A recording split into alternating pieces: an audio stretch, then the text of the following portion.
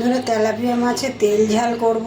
Tilapia মাছ ধুয়ে আমি নুন হলুদ মেখে নিয়েছি, তাই বসিয়ে দিয়েছি। সর্ষের তেল দিয়ে দিয়েছি। এবার মাছটা ভেজে নেব। তেলটা গরম হয়ে গেলে, গরম হয়ে গেছে, মাছের টুকরোগুলো দিয়ে দেবো।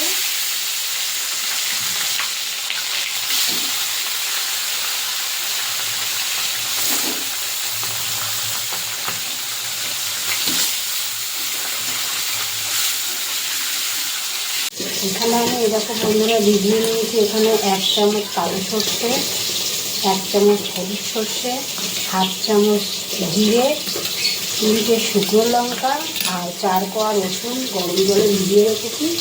এটা মিক্সিতে বেটে নেব। আর এখানে দিয়ে দেবো আমি একটুখানি আদা। মাছগুলো ভাজা হয়ে গেছে, এবার এগুলো তুলে নেব।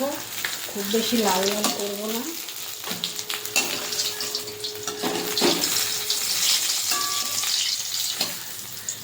বাকি মাছগুলো আমি এরকম করে ভেজে নেব। সব মাছ ভাজা হয়ে গেছে। ফোড়নে কালো জিরে ফোড়ন দিয়ে দেবো। এখানে একটা বড় সাইজের পেঁয়াজ আমি কুচিয়ে নিয়েছি, এটা দিয়ে দেবো।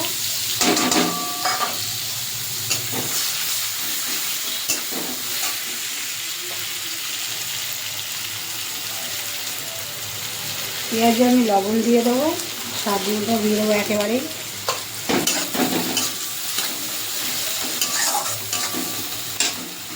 পেঁয়াজটাকে ভাজা হয়ে গেছে। আর এখানে অর্ধেকটা টমেটো আমি কেটে নিয়েছি ছোটো ছোটো করে, এটাও দিয়ে দিয়েছি। টমেটোটাকে নরম হওয়ার দিয়ে অপেক্ষা করবো। টমেটোটা নরম হয়ে গেছে।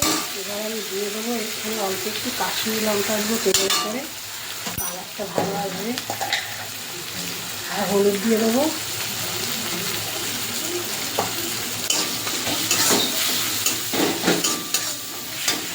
আর এখানে দিয়ে দেবো সেই বেটে রাখা মশলাটা। বন্ধুরা, তেলাপিয়া মাছের তেল ঝাল একটু তেল তেল হয়। যে কোনো মাছের তেল ঝাল একটু তেল তেল হয়, ভাতটা বেশি থাকে। আর আমি একটু তেলটা একটু বেশি দিয়েছি। মিক্সি জারটা দিয়ে দেবো।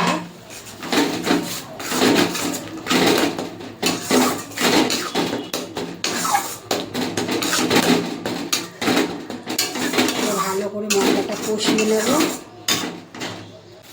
দেখো বন্ধুরা, খুব ভালোভাবে মশলা কষানো হয়ে গেছে। মশলা থেকে এই যে কষাতে কষাতে তেল ছেড়ে দিয়েছে। এবার দিয়ে দেবো এখানে জল।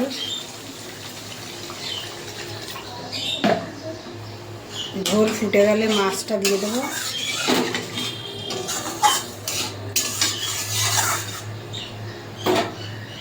এই দেখো বন্ধুরা, ঝোল ফুটে গেছে। ভেজে রাখা মাছগুলো এবার দিয়ে দেবো।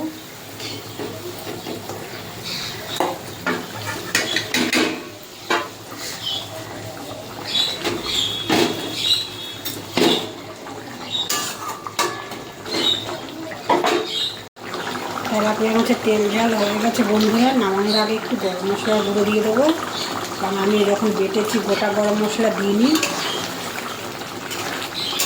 এবার নামিয়ে দেবো।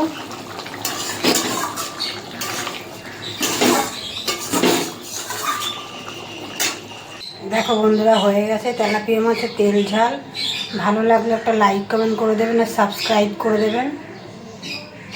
এইভাবে তেলাপিয়া মাছের ঝাল করলেও খুব ভালো লাগে তেল ঝাল করলে।